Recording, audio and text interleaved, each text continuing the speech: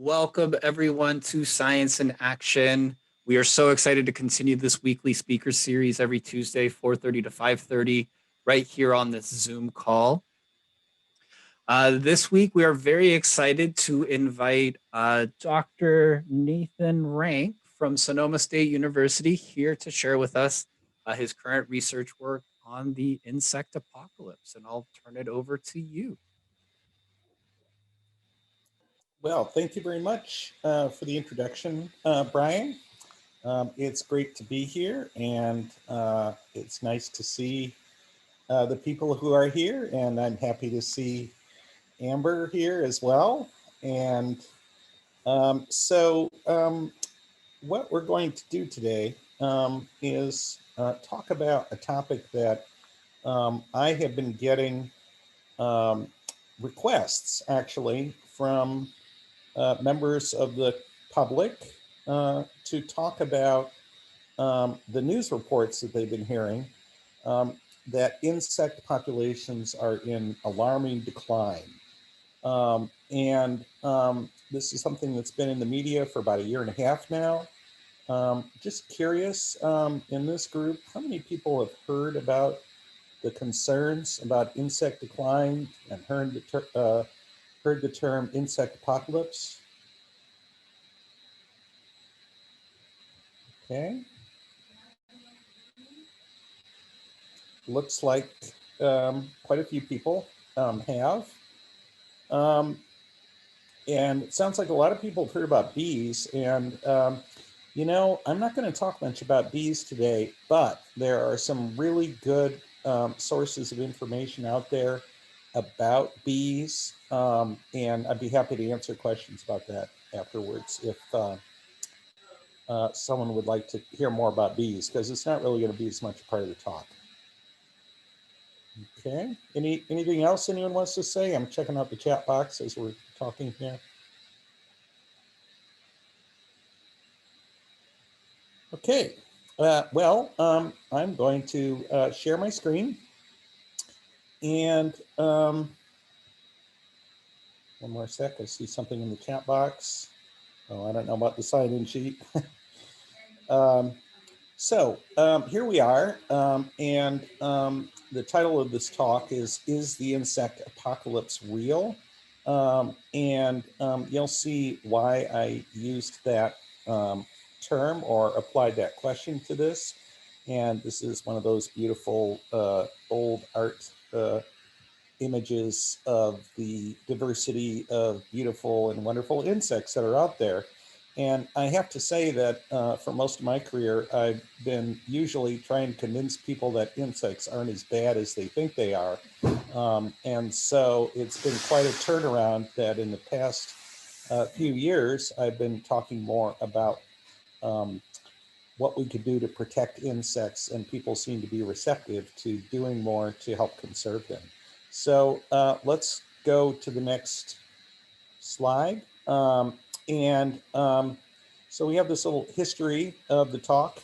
I started out with a community member in Sonoma County who read an article in the New York Times about the insect apocalypse, and she asked me to discuss it to a group in Santa Rosa, actually in a retirement community. So I couldn't decide whether or not I believed that the insect apocalypse was real as it was described in the New York Times article. And so I was nervous about giving a talk about it. I wasn't really an expert in that area. So I did what I knew I could do, which was to send a survey out to experts and to get some responses, professional entomologists being people who study insect biology. I got dozens, actually hundreds of responses, or more than 100 responses. And I presented the results to several groups in the fall, including to an organization called the Pacific Coast Entomological Society, which is a group of people who professionally study insects here in the Bay Area. first question would be, what possible does the insect apocalypse mean we are going to extinct? Oh, that's a great question. And I'd like to answer that at the end. So please, let's talk about that at the end of the talk. Hopefully it doesn't mean that, but it's a sign that the environment is changing in ways that may not be favorable for us. So back to possible causes of insect decline. Why might insect populations be declining? And there's several factors, many of them influenced by our presence and our activities. One of them is that a lot of habitats that insects inhabit have been lost due to development or fragmentation into smaller pieces. There also have been lots of insecticides and pesticides applied in the environment, which sometimes affect other insects besides the ones that are intended to be controlled through the pesticide. Another issue that happens is sometimes there are changes in the environment which lead to increased disease or infections by parasites, and these can affect insects just like they might affect vertebrates. We also have parts of the globe changing in average temperature and climate regime, which is making the environment less suitable for insects in some regions. And then we have a problem that sometimes insects are introduced to new places to control pests, but then the insect that has been introduced turns out to kill other species that were not intended to be killed by the new biocontrol agent. So there's a number of factors, and this article that reviews these factors was written by a guy at the University of Nevada, Reno, named Matt Forrester, and it's really worth reading his articles if you have a chance. So what I'm going to describe are some methods that have been used to try to answer the question of whether insect populations are declining in a dangerous way. And so there's three approaches that I'm going to talk about. First, there are some long-term studies out there where an individual species or a few species have been studying, and their current population sizes are compared to what they were in the past. Another approach would be to do an analysis of studies that have been published. Do we see, if we review the cases of insect population changes that have been published and are out there, if we collect that information into a larger analysis, do we see overall reductions? And then the third method would be to use a sampling method over an extended period of time. And by this, I mean over, let's say, years or decades, and just sample the same area over and over again and see whether or not long-term trends are observed. Okay, so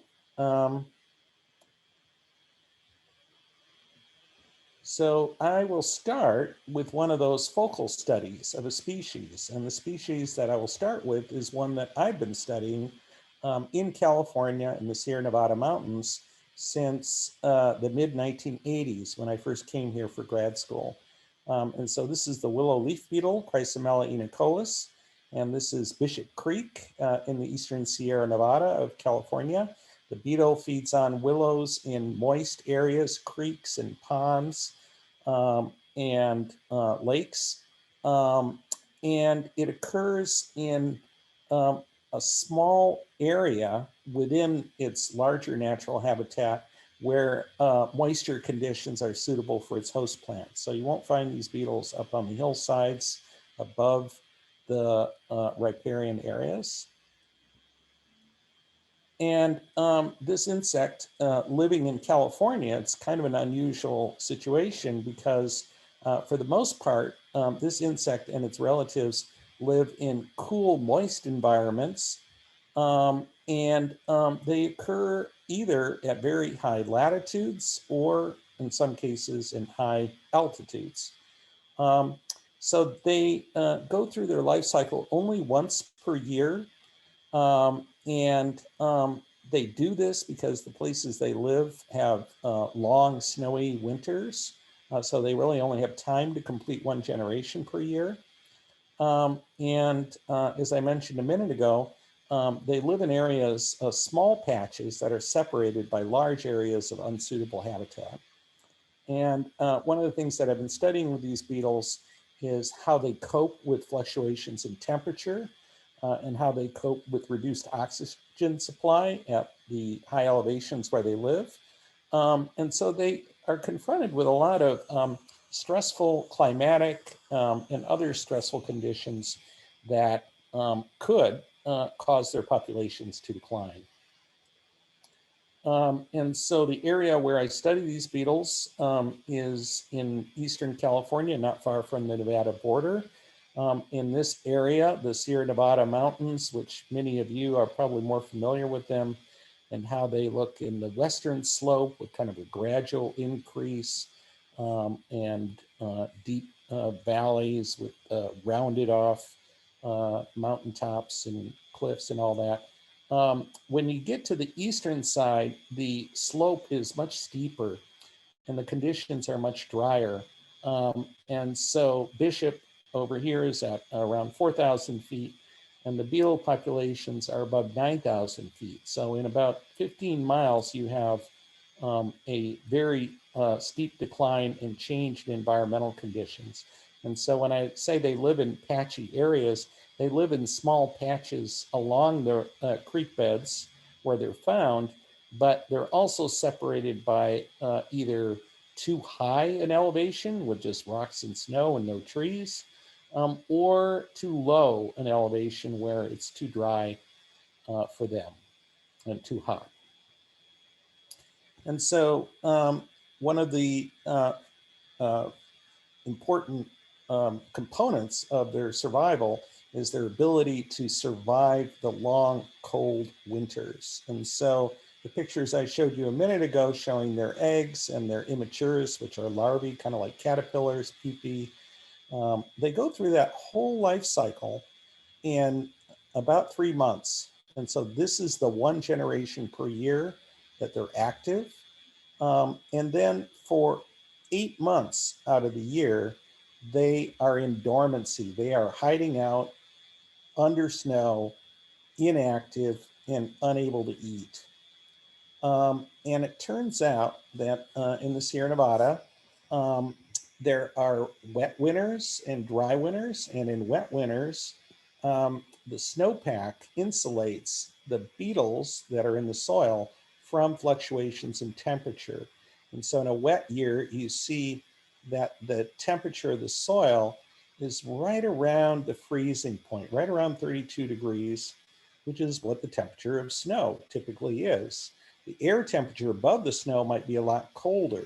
And so in years that are dry, the beetles are confronted in the wintertime when they can't move, can't eat, can't get away from unpleasant conditions.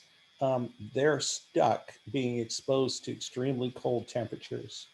And overall, it looks like dry winters are not good for population sizes. And so, as I mentioned earlier, I've been studying these beetles for quite a while, and I have some collaborators who have studied them even longer than I have. So I started studying them in 1984. We have a few years of data on their abundance before that. This plot shows us snow depth, and this plot shows us the elevation at which you find the beetles. And what you see happening is in the California climate, we tend to have 2 or 3 wet years followed by a few dry years and then a few wet years again.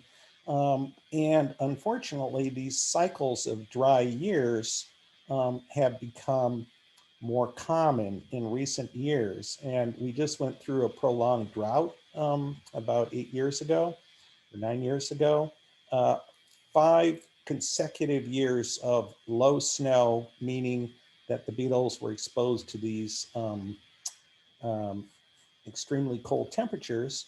And these red dots show the places where I found beetles in Big Pine Creek, my main study drainage when I first was going there, up until 1998. So they were distributed throughout this area. And then in the last 5 years, you only find them in one place in that entire area. And by the way, what this means is that I used to be able to get out of the car and collect beetles at the parking lot. And now I have to walk 6 hours and climb 3,000 feet to get to the one place where those beetles occur. And so overall, it looks as though in the Eastern Sierra, the beetle populations have declined considerably in the last 8 years. And so the person who was counting beetles even before me was John Smiley. He's retired now, but he still goes back there every summer. And we actually have been counting beetles since 2000 in each of these 3 drainages. And so remember, that's a 6-hour walk to get from here to here. And in this area, we also conduct, 5-hour walks to look at the places where the beetles live and count how many beetles we find. And this graph just shows that over that drought period, they went down in abundance substantially. And even though the rain came back, rain and snow, and conditions got milder, they haven't really recovered. The blue line shows us the population or the proportion of populations that have actually gone extinct. And as you see, about 60% of the beetles that we used to count, or the places where we used to count beetles, have none now. So that looks like a not very good situation for insect populations. And it is simply one species, you could say, but it turns out actually that it's not just one species, because in the mountains there are not very many species of insects at all. Species diversity is pretty low. Abundance of most species is pretty low as well.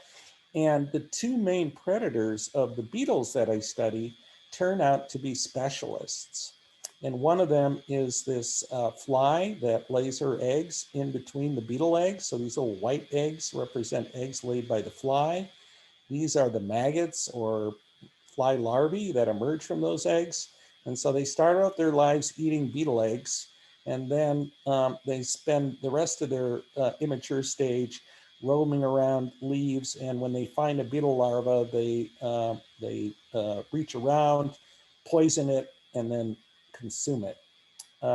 These wasps go around hunting for large beetle larvae, and they grab them and rub them off because they possess a chemical defense secretion. So they rub them off first, then they stuff them in their nest.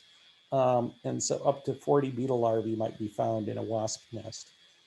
So both of these species depend on the beetles for their own survival. And so if the beetles go extinct, they go extinct as well. And so as it says here, there are 2 more species involved. So basically when one species goes down, about 5 species go down with it. So I'm going to change gears and talk about the work of Art Shapiro, who has been studying insect populations since the mid-1960s. And Art's sites are arranged along that transect. You can see that he wanted to cover the Central Valley itself and the high altitude areas near with similar conditions where I study my beetles. And so he's been counting butterflies for decades. And unfortunately, his more recent patterns seem to show that most butterflies are becoming much less common than they used to be. So population sizes of California butterflies are going down. And especially the monarch butterfly is in trouble out here in the West now. And so Art's work is another case of a long-term study that suggests that insects are declining pretty precipitously. Now, the next approach would be to study the studies, to do a collection of studies, to examine them and see what they say about insect populations. And so this is one example of one of those studies. And so for some of these examples, I'm just going to show you some text. This is an article by Sánchez-Bayo Wyckhuys. Says biodiversity of insects is threatened worldwide. We reviewed 73 historical reports of insect declines and assessed the underlying drivers. Our work reveals dramatic rates of decline that may lead to extinction of 40% of the world's species in terrestrial ecosystems. So this is butterflies and moths, wasps, and certain kinds of beetles seem to be most affected, where dragonflies, stoneflies, caddisflies, and mayflies have already lost a considerable proportion of species. So this is an example of a meta-analysis that seems to show some pretty dramatic declines. And this is where they show their results as a, sort of graphically showing them. And they divide up insects into some major groups, some of which you might recognize. So these are ladybugs, these are scarabs, bees are mentioned here. And so people were talking about bees earlier. That's pretty major decline there. But as you see, not all groups seem to be so heavily affected. All right, so the third approach would be to sample the same area the same way over a long period of time. And so what this is a sort of it looks like a tent almost. And it is a device for capturing insects. So insects, once they fly into this area, they don't know how to get back out. And so they do what insects do, which is to crawl up to the top. And little do they know, but at the top, there's something there that will cause them to fall into a trap. And so this is a type of trap. And these traps can be used, if you place them in the same place year after year, to look at the overall picture of the number of insects that are caught or harvested. Now, if you look at what's on the y-axis of this graph, it says biomass. And so actually, they're not counting insects here, they're weighing them. So they basically have little buckets of dead insects that they measured. And it looks as though there's quite a significant decline here. Like some of the figures I showed you earlier, this is on a logarithmic scale, which means that we're talking about like an 80% decline. It might not look so dramatic on this graph, but that's what that represents. So that's a pretty serious decline. Oh, and I forgot to tell you where this is. This is in Germany. And so German entomologists are often doing these kinds of long-term population studies that give us a lot of insights. So I've covered these three methods that have been used to study insect populations. And I think you can see that there seems to be some evidence from all three methods that insect populations are declining. There have been some studies more recently that also support this. But as I mentioned in the beginning, I really didn't know how to answer the question. And so I thought I would ask entomologists. And so I sent out this Google survey and mailed it to experts all over the world. And in particular, I focused on parts of Europe where I've worked in the past. And the people who answered my survey came from mostly from Europe or North America. Actually, it wasn't just where they came from. The question is, where do you study insects? You could study insects here. You could be here in the Bay Area in a museum, but going to whatever, the South Pacific every year to quantify insect populations. So I focused more on the workplace. So you can see we do have a bit of a global reach here in terms of responses to my survey.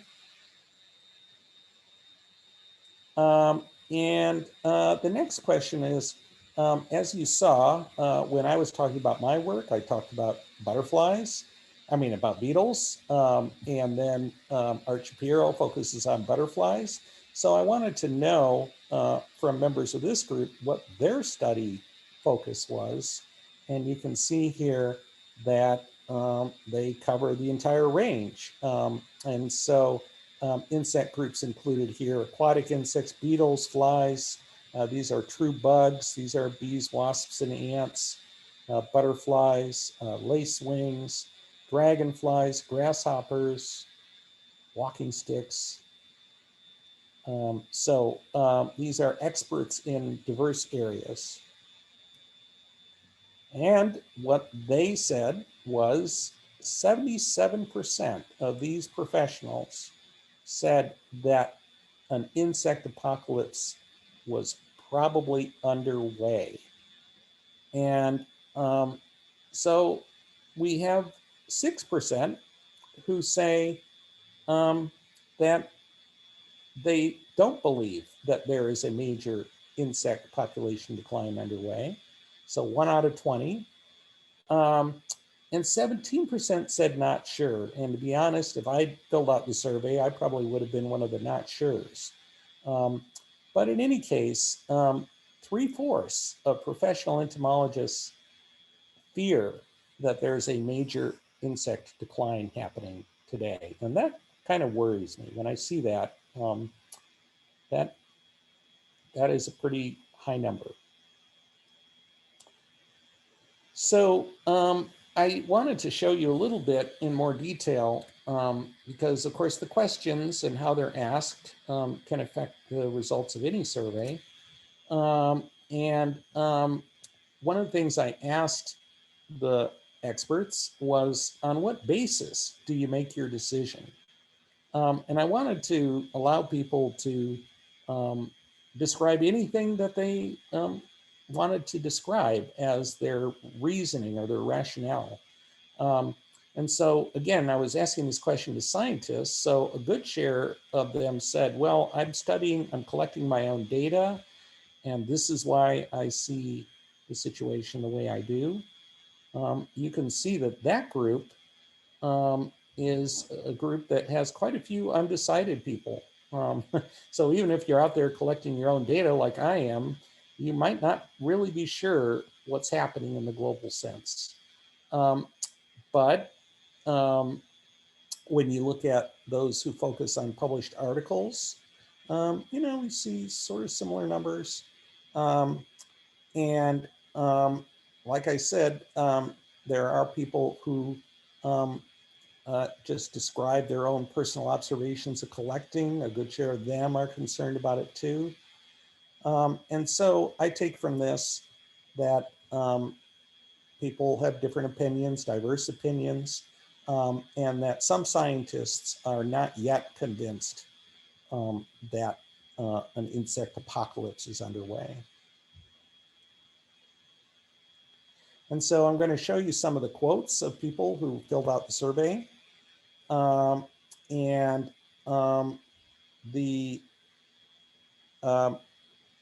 people who filled out the survey, in some cases, referred to other scientific papers. And so one respondent said, yes, I am really concerned about insect decline because bumblebees have been shown to be declining and other native bees. They were referring to the tent that I show you here. They said, well, there's compelling evidence, but it's hard to know whether or not we can generalize that to the rest of the globe. That looks like a tent somewhere in Germany. But this person landed on the side of, yes, I'm afraid there is an insect apocalypse. The next person wrote, my impression is based on observations in the field and reduced windshield kill while driving day or night. Now, this is a kind of a funny reasoning, you could say.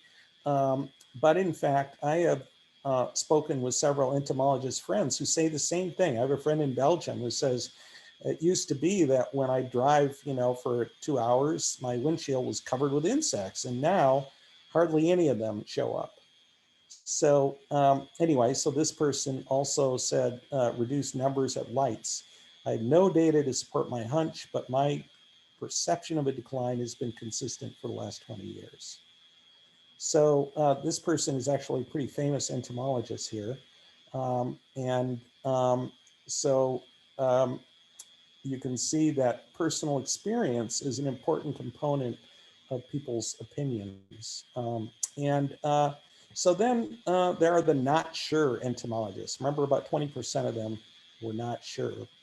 And this author, or this respondent, mentions the paper that I showed to you earlier. And it says that recent meta-analysis provided evidence of decline. But the problem is that when they conducted their study looking for references talking about insect populations, they specifically used the word decline. And I don't know if you guys noticed that, but when I described that study, the abstract flat out says we looked for declines and we found lots of them. But that means that they would have missed any reports of increases or reports that declines are not so important. So this author or this respondent makes that point. And then someone said, well, I've seen these declines in my insects in California, but it could be that that was caused by that recent drought, which is the one that definitely had a big effect on the beetles I study as well. So we get to the people who say, no, I don't really think that an insect apocalypse is happening yet. And this person says that they've noticed declines, but they're confident that the populations will return. And then this was someone who wanted me to send her more about my survey results. So it's been something that a lot of people have been concerned about. Now, one of the people I asked this question to was a guy that I got to know on a research visit about 20 years ago. His name is Jürgen, and he is, or at least was last year, the president of the German Society of Entomology. And he didn't like my survey very much. He says, I don't like the term insect apocalypse, as this is a lurid and populist term. And yet I believe that nearly every member of our society, this is in Germany now, is convinced there's a insect decline happening. And he pointed me to another study in Germany looking at the broader picture. And that study also suggests that declines are real and of concern. And so you might ask why some people are skeptical, why some of the scientists are skeptical. And one of the reasons is that the studies that have been conducted tend to be conducted by people from a certain part of the world working in a certain part of the world. And so this article in the American Scientist is pointing out that when we talk about insect declines, we're talking about a very restricted part of the world. If anything, Europe is one of those parts of the world where there's been a lot of habitat fragmentation, intensive agricultural use in the last 100 years. And so it could be that the declines that are so strongly observed in places like Europe and in America, where pesticide use went up and agriculture intensified, maybe these parts of the world are not really representative of the rest of the world. And I'm sure that many of you know that tropical regions are the parts of the world where the most biological diversity is found. And as you can see, there are barely any studies in those parts of the world. So we can't really say for sure that we know what's happening there. And then the other point to make is that the insect groups that have been studied do cover a wide range of insects, but they actually don't cover insects as a whole. There are an awful lot of insects that are missed when people go out and study populations of target species, like I do when I study the beetles. And so if you look at the groups of insects that have been studied and kind of map that out across the geographic regions where they've been studied, you can see that these declines have really been observed in some restricted areas with some restricted groups.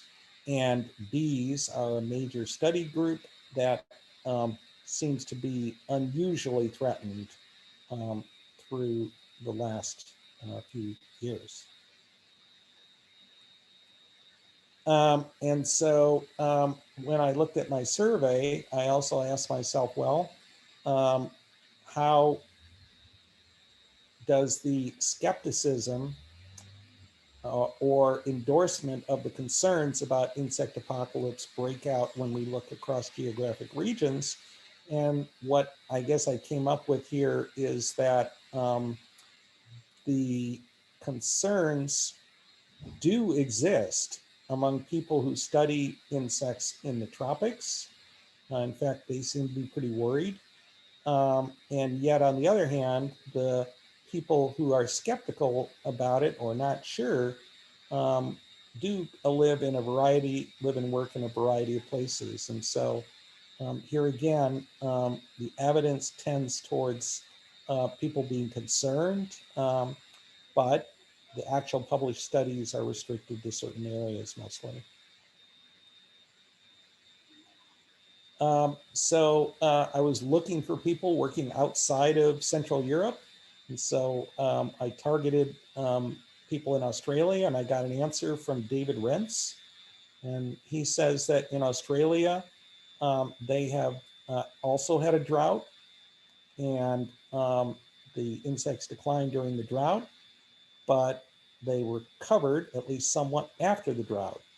And so his opinion is a little bit mixed, but one of the things that pretty much everyone who studies insects knows is that populations can recover quickly after a crash. And so I think that contributes to some of the lack of agreement we see. And here's the list of people who signed my survey. And so I thank them for helping me. One of the people who believed that insects are declining badly is Art Shapiro, the guy who is studying the butterflies that I mentioned to you earlier.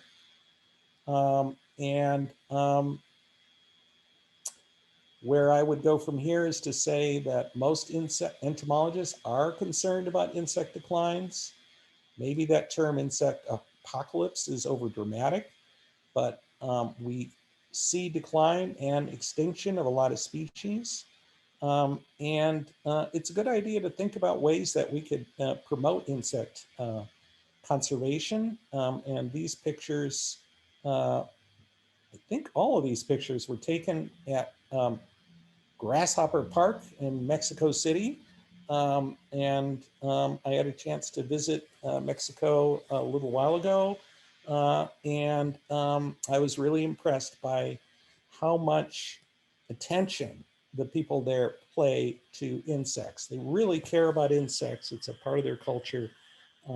There's a lot of concern for their conservation there. So what can we do? Well, there's a variety of things that we could do to help insect populations thrive. And one of the things we could do is, I would say it's already underway. People have always been afraid of insects and There are insects that harm us and good reason to be afraid of them. Um, but insects are also amazing animals and play essential roles in ecosystems. They probably will be a big part of our food supply in the future. And so we need to think about what we could do to support insect populations. And there's a variety of ways we could do that. And this article helps us to think about some of those ways. So that is what I had to say. And looks like there's quite a bit of time for questions. So I've also been seeing lots of questions coming in during the talk. So how should we do this? Thank you so much for showing us some of your previous work. So while you were presenting, I was able to kind of copy and paste and secure some of the questions that showed up in the chat. Mm-hmm. And maybe we can just run through them in chronological order, give some folks, other folks on the call to post some questions and see if we can get around to them. But I want to start with the top one that was addressed towards the beginning. This one from Colo.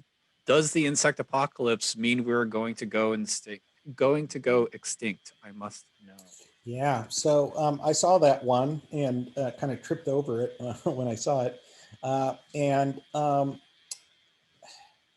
you know, if, well, I guess one thing I would say is that um, insects will not go away. When dinosaurs went extinct, there were plenty of insects buzzing around, and all of the major insect groups survived the mass extinctions that have happened through our history. So insects will be there probably when we're gone. Um, I think the reason to worry about an insect apocalypse hurting us is that some of these insects that are declining the most are insects that are important for our food supply.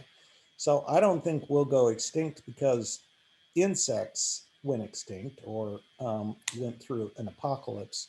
Um, but we could face food shortages and a lot of difficulty if those insects, particularly bees, are not out there helping to pollinate our crops and provide us with fruits and seeds. And so there is a natural follow up question that came with this. I mean, you kind of alluded to it regarding bees and our food supply. Mm-hmm. But there is another question in the chat that came up. So, which insects are the most vital to nature? Yeah. Ooh. Ooh, what a question. Yeah, that and it's a great question. Um, and I'm going to have a very hard time answering it. Um, but I will say that it's kind of funny when you look at the globe where insects are found. And I'm sorry, can you give me the question one more time? Oh, which ones are most important, right? Yes. Okay.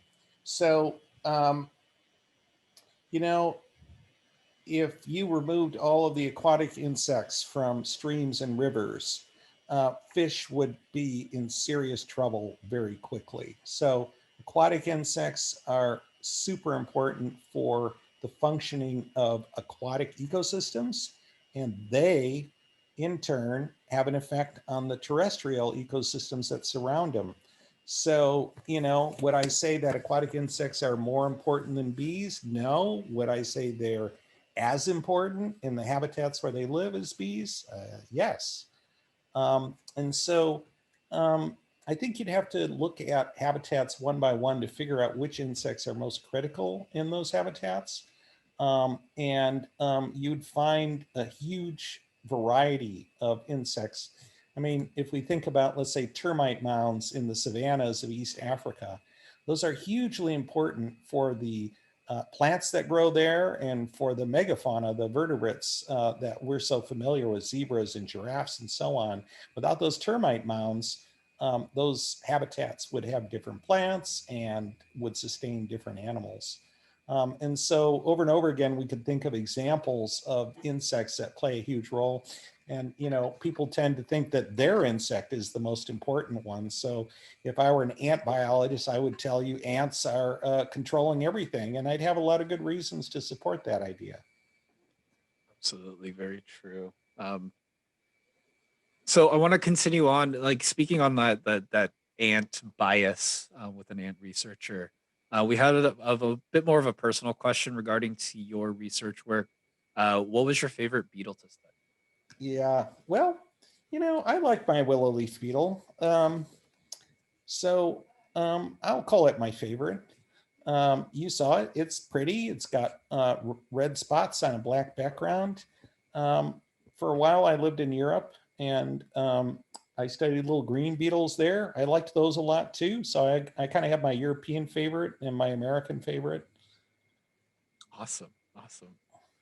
And so, kind of transitioning and focusing on the beetle work, students' comments. Just curious if beetles are declining in California area, are they also declining in other states? So it's a kind of a funny thing because I'm very attuned to the drought years here in California, and I'm very aware of when we have a dry year versus a wet year. And in general, I don't really know anything about what's happening in, let's say, Colorado or Utah or some of these other places. But in the last few years, I have been paying more attention to that. And it seems to me like, these events tend to be uh, Western US wide. So if it's a dry winter in the Sierra Nevada, it tends to be a dry winter in much of the Rockies. And there'll be certain areas that are exceptions to that and so on. But overall, I would say that these conditions that we've unfortunately been experiencing in the last decade of sort of increased frequency of hot, dry summers and low precipitation winters, they're affecting insect populations throughout the Western US. Thank you. Thank you. So I'm going to take a recent question and slide it towards the top. And this kind of goes back to the comment that we received on your survey, but maybe difficult to answer. But how did the term insect apocalypse begin? Yeah, so I think that probably was a newspaper journalist's idea to refer to it as the apocalypse. And I should look back and find that New York Times article, but it probably came from there. Um, and I can understand why Jürgen considers it a bit of a lurid term. Apocalypse is pretty dramatic. So it probably didn't originate from a scientist. Understood. Now, kind of taking that theme, right? We have a student responding to a point that you brought up. You said when species goes extinct, five or six others go down with it. What is the main reason the other species die as well? And is it possible to predict what the species will be before it happens? Yeah, so that's where um, learning something about the behavior and diet and sort of habitat tolerances of different species helps a lot. So getting the predictive power comes about through people carefully studying individual species. And so when I say that these five species would go extinct together, it's because I spent 5 years counting beetle eggs and looking at all the things that eat them. And then I did the same thing, obviously, with the larval stages. And so before I did that work, people would have guessed, I think, that more generalist type predators were more important. And they'd be thinking about ants and maybe some generalized wasps or something.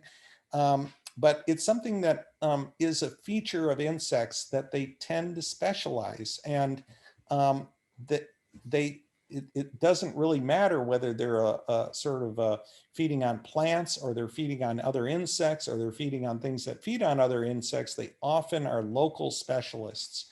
Um, and um, and so those wasps and parasites that live on my beetles, um, there's only one insect that lays eggs in a way that that fly can lay its eggs in between them. there's only one beetle in that region that has the right odor that attracts the wasp to collect them and put them in her nest.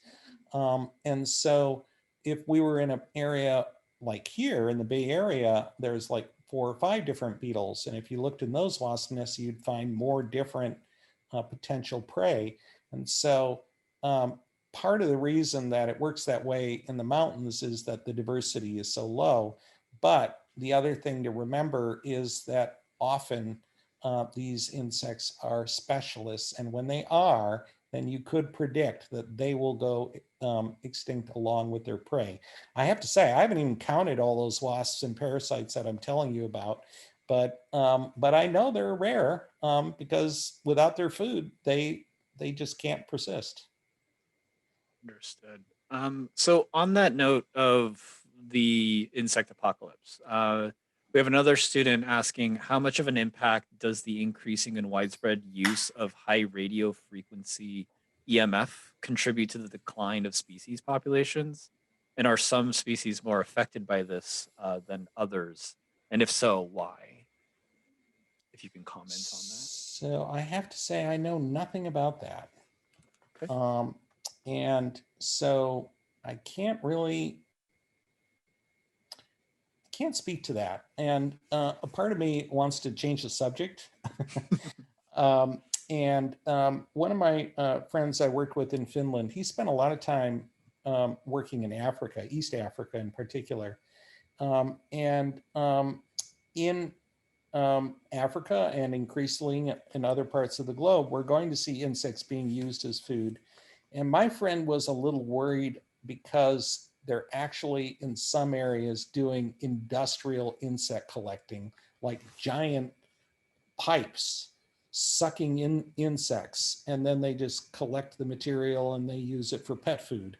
And so I guess I would worry about those kinds of devices to harvest vast numbers of insects. Again, my friend was worried about it, and I can understand why. And he ended up answering my survey and saying he was worried about insect decline. And he's one of those people who knows the tropical part of the globe well. So I worry about it along with him. Understood. Understood. So one more follow-up question in regards to the apocalypse. We have a student and a lot of other participants in favor of this question as well. Just out of curiosity, did the California fires in 2020 significantly affect the insect population? So the fires from 2020, that's a great question. Let's start with that. And we can only guess that. I assume you're asking because, large areas get burnt, and one would expect that insects have limited mobility and that they would get burnt along with the vegetation and so on. And so I would say that the fires undoubtedly have had a big effect. But those kinds of environmental changes are the kinds where insects tend to recover quickly. And I would even guess, just like there are plants that only germinate after fire, and fire is a natural part of our cycle here in California. Fires have been here before humans, and a lot of plants are adapted to them, and so are animals. My guess is that a lot of insects escaped the fires, or that their populations will recover, and some insects will follow the fires and become abundant now that a fire has occurred. So some insects will benefit from those fires. Understood. Understood. With the amount of time that we have left, I think we have maybe time for two more questions. And I'm going to take it on the lighter note, kind of steer away from the apocalypse here. And this is a little bit more kind of back to basics. Just what got you interested in studying insects? What kickstarted this research interest? So in my case, I got into insects through plants. And a lot of people I know who study insects have followed that path. And so when I was growing up in Michigan, my parents built a house in the woods, and my dad was interested in moss. So he would bring moss to the house, and we had, instead of a yard, we had a moss garden. And so I got very interested in plants and took courses on it in college. And I thought I was going to be a plant person. And then someone came and gave us a field trip and said, look at all these interesting insects feeding on those plants. And suddenly I became more of an insect person. And so I still am interested in plants. And if you ask plant people what animals they're interested in, or insect people what other things they're interested in, you'll find that plant insect people are kind of common out there. And so I love the willows that the beetles feed on too. I also wanted to move out west. I didn't know I was going to end up here in California, but when I went to Arizona for the first time, that's when I really got interested in insects. I did my senior thesis there, and I collected insects and rotting barrel cacti. Sat in front of cacti in the desert and just collected everything I could find. So I knew that the West would be a great place to work. I didn't know I would end up in the mountains, though. Gotcha. Thank you for that. And then in continuation of that passion, we have one more student asking, do you ever bring your work home with you? Like any pet insects? They themselves Yeah. have some blue death feigning beetles. So personally, I don't have any insect pets at the moment. I have a couple drawers of dead bugs, insects from collections. Sometimes I'll keep a beetle around for a while. If I've collected them somewhere, I just keep them in the fridge. At Sonoma State, we have an entomology outreach program where students go out and show community members insects. So we have a little pet collection there.